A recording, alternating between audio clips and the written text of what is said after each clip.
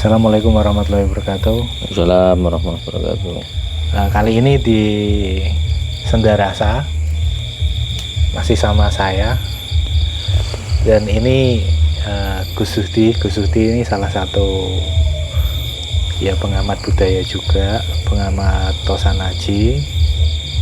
Beliau juga pengasuh pondok pesantren, salah satu pondok pesantren yang ada di Dawi. Okay. Mungkin kali ini kita pengennya ngobrol mengenai pusaka lagi nih Gus. Gimana? Nah, teman-teman ini mungkin bagaimana sih aslinya kita sebagai orang Muslim memaknai pusaka itu seperti apa Gus? Nanti mungkin bisa kita lihat dari sejarah bagaimana pusaka itu menjadi sebuah filosofi yang mengikat kita sebagai seorang Muslim, Gus. Mungkin seperti itu, Gus. Ya, menanggapi itu kemanaan pusaka secara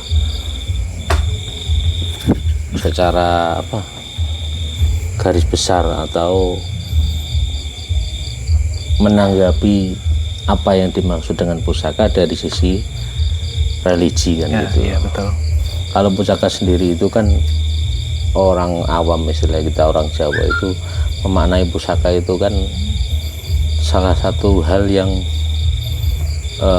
mempunyai daya tertentu. Dalam kacamata umum pusaka itu orang awam menyebutnya ya bisa keris lah, bisa tombak, bisa apapun, tapi realitanya dalam kehidupan bermasyarakat secara religius, tulisan saja itu bisa dimaknai sebagai pusaka. Contoh dalam pewayangan, kita mengenal jimat kalimosodo. Jimat kalimosodo itu kan secara umum orang Jawa menyebut kalimosodo, tapi tujuan hakikinya Kanjeng Sunan Kali menyebut kalimosodo itu kalimat syahadat. Itu saja menjadi pusaka andalan, jamus kalimosodo. Jadi tulisan atau huruf atau kita bisa sebut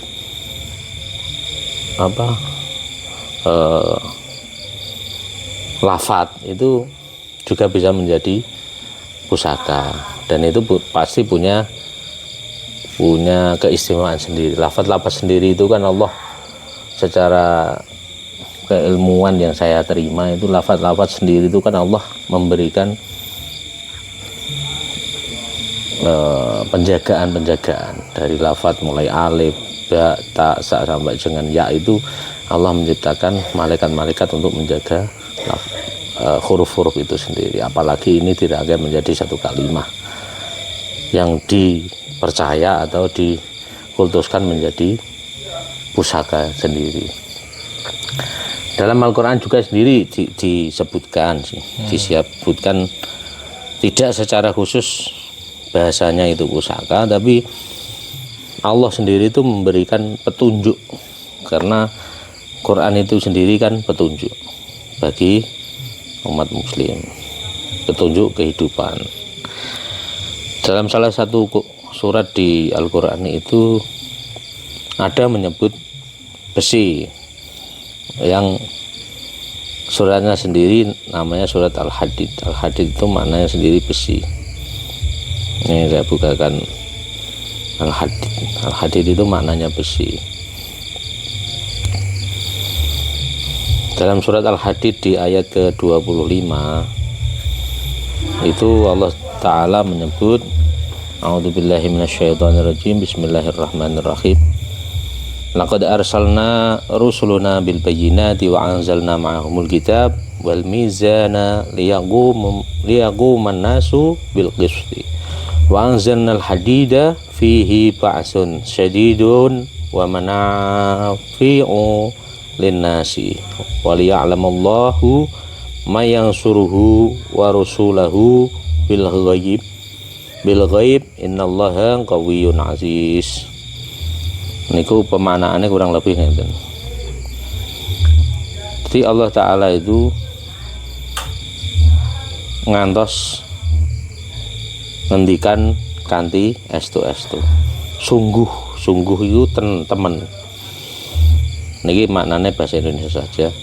Sungguh kami telah mengutus rasul-rasul kami dengan bukti-bukti yang nyata. Jadi Allah sudah mengutus rasul dengan bukti. Bahasa rasul itu mukjizat. Buktinya itu Allah memberikan mukjizat kepada rasul yang dilihat langsung oleh umatnya. Karena rasul itu kan banyak.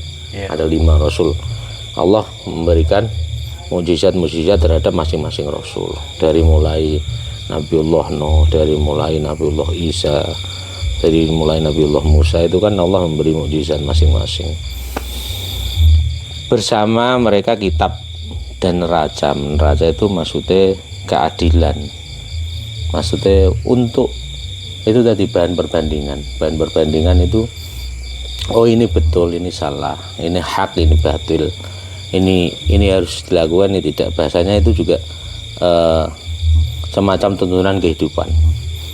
Di dalam kitab itu tadi juga disebutkan semacam itu, supaya manusia dapat berlaku adil. Itu tadi. Terus dilanjutkan ayat berikutnya, dan kami menciptakan besi. Ini Allah yang menghentikan, Allah yang berbicara. Allah ini saya memaknai saja bahwa dan kami menciptakan besi yang mempunyai kekuatan hebat dan banyak manfaat. Berarti secara asal muasal itu Allah juga menciptakan besi dengan masing-masing kekuatannya, dengan masing-masing keistimewaannya, dengan masing-masing kelebihannya dari besi-besi itu. Karena besi kan tidak cuma satu macam, banyak besi. Mempunyai kekuatan hebat dan banyak manfaat bagi manusia. Banyak manfaat itu berarti besi itu mempunyai daya yang membantu bagi manusia, kan gitu. Dan agar Allah mengetahui siapa yang menolong agamanya. Maksudnya itu gini, besi-besi itu tadi mempunyai manfaat bagi manusia. Contohnya dibikin alat pertanian, alat apapun, sampai dibikin pedang dan macam-macam itu, agar supaya manfaat ini tadi tersampaikan. Dengan besi itu kita menolong agama Allah. Maksudnya menolong apa? Oh, setidaknya kita menegakkan agama itu dengan besi ini tadi dengan keistimewaannya. Contoh, termasuk memberi makan orang tidak mampu atau memberi orang yang lapar makan dengan besi-besi itu. Melalui apa? Melalui pertanian, besi dibikin sanggul, dibikin sabit untuk pertanian, hasil pertanian itu untuk kemaslahatan. Ada orang kelaparan dikasih. Itu kan manfaat besi dimanfaatkan untuk menolong agamanya Allah, kan gitu.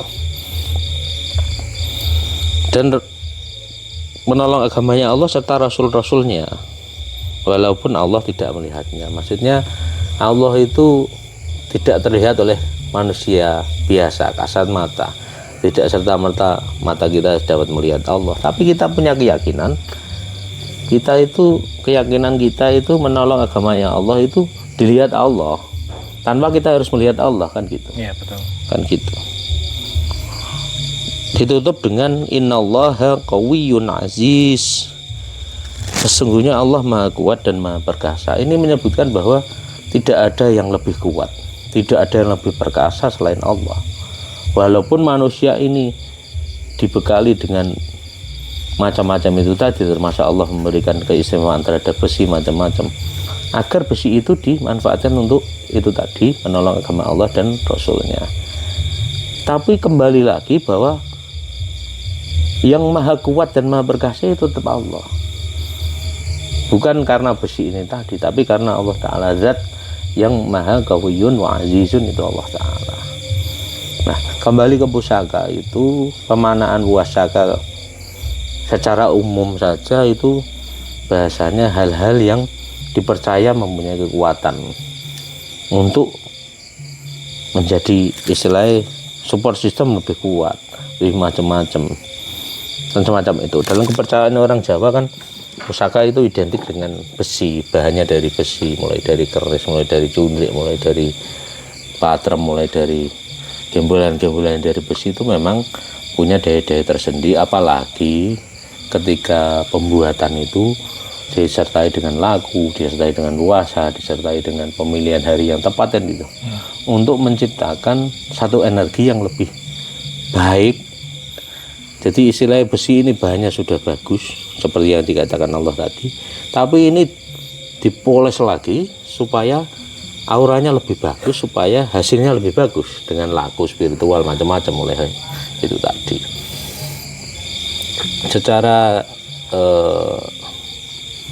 umum sih penangkapan saya semacam itu, tapi secara agama yang pasti karena kita Muslim patokannya tetap ke Al-Quran gitu aja.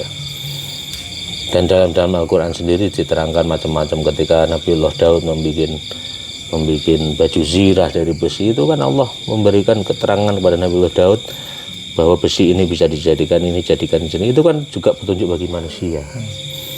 Dan terlebih lagi ya kembali pada orang-orang yang mau berpikir dengan mengolah itu macam-macam gitu. Jadi pusaka sendiri ya gimana, kita punya kekuatan juga. Al-Quran juga pusaka kan kita. Iya. Tidak harus mengerucut pada besi atau pada itu tadi tosanaji. Jadi ya pusaka itu tidak harus berupa keris ya. Iya. Terus ya. Iya. Jadi bisa lafaz di Al-Quran itu bisa jadi pusaka juga ya. Iya, betul. Karena banyak kita ngomong asma yang tertulis itu kan juga pusaka, dijadikan pusaka piandel bahasanya orang Jawa. Banyak kan di kalangan pesantren, di kalangan kita ngomong jauh 78 tahun yang lalu ketika perjuangan itu banyak pusaka-pusaka, banyak raja-raja dibikin. Itu raja itu kan pusaka kan. Iya. Piandel bahasanya ke arah sana. Terus mungkin Gus, ya kita kayak zamannya Wali Songo itu ya Gus. Itu kan banyak juga wali-wali yang kita kan ini kan ngomongnya kan masalah pusaka khususnya keris mungkin ya Gus. Ya masa-masa wali itu kan beliau itu kan juga pakai pusaka ya Gus. Dalam foto. Iya, dalam foto umum gitu. Kan seperti itu. Seperti Mbah Dipo juga kan. Di era baru Mbah Dipo kan di 1800 sampai 900 itu kan zaman-zamannya Mbah Dipo kan juga masih pakai keris itu ya Gus. Iya, di foto 9 wali itu kan cenderung juga wali-wali bersengkelitan keris gitu. Itu ya menandakan identitas bangsa, dalam artian beliau itu juga mengakui seni, mengakui keberagaman nilai-nilai yang ada di Nusantara. Meskipun dalam pandangan saya pribadi, wali-wali itu juga bukan berasal murni dari Nusantara sendiri, ada yang dari luar masuk ke Indonesia menyebarkan Islam dengan tujuan itu tadi, membantu agamanya Allah, kan arahnya ke sana. Iya. Nah, foto yang atau lukisan yang digambarkan itu juga menyiratkan bahwa beliau ini juga menggunakan budaya sebagai sarana untuk dakwah, mengakui keberagaman, mempersatukan umat yang beragam menjadi satu kesatuan agar mau diarahkan ke arah yang lebih baik kan gitu. Jadi seperti itu teman-teman. Jangan kita terus berpikir bahwa pusaka itu ya harus keris, mungkin harus tombak seperti itu teman-teman. Tapi memang itu tadi secara umum masyarakat Jawa itu memang memaknai pusaka itu keris. Ini kan kita berbicara umum saja, tapi pada kenyataannya yang terjadi di masyarakat banyak pusaka-pusaka yang tidak dari bendawi besi saja. Ada yang itu tadi ya sebutkan, ada yang diciptakan Wifik, atau kita ngomong orang Jawa yang dulu pesantren ini tahu dengan Al-Quran Istanbul, itu kan wujudnya Al-Quran kecil, itu kan huruf, itu juga pusaka gitu. Ada juga kita ngomong banyak Wifik atau tulisan-tulisan itu tadi raja-raja, itu banyak yang dijadikan pusaka. Saya ambil cerita yang lampau dari Sunan Kalijaga, Jamus Kalimosodo itu kan tulisan Jamus Kalimosot itu kan kalimat syahadat yang belum bisa baca oleh pewayangan ketika itu, dijadikan azimat saja. Secara budaya cerita wayang kan ampuhnya luar biasa gitu. Sampai Puntadewa sendiri itu menunggu sampai bisa membaca itu baru bisa meninggal kan gitu. Terus bagaimana kita sebagai anak muda sekarang ini, Gus, untuk tetap mengambil nilai dari pusaka itu sendiri, Gus, untuk kehidupan kita di zaman yang modern ini gimana, Gus? Pusaka itu kan istilah piandel, tapi tidak lepas dari tauhid. Saya mengenai itu. Apapun pusaka yang kita punya, jangan lepaskan dari tauhid. Karena kunci dari segala apa yang jenengan imani, apa yang jenengan kuati, apa yang jenengan percaya punya kekuatan itu semua dari Allah, bukan dari barang itu. Makanya butuh kedalaman iman dan ketauhidan yang kuat untuk memegang piandel itu tadi. Dan jangan sampai kita punya piandel itu malah menjerumuskan kita ke jalan yang kurang baik, ke jalan yang mudorot, tidak manfaat kan gitu.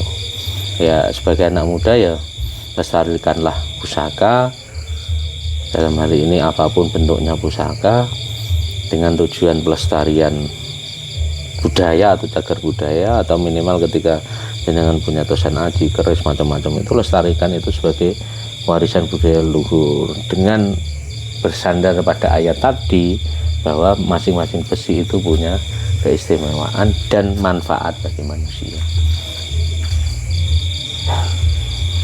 Itu ya, mungkin kali ini segitu aja ya teman-teman. Mungkin nanti kita ngobrol-ngobrol lagi sama Gus Sudi di lain kesempatan. Wassalamualaikum warahmatullahi wabarakatuh. Assalamualaikum warahmatullahi wabarakatuh.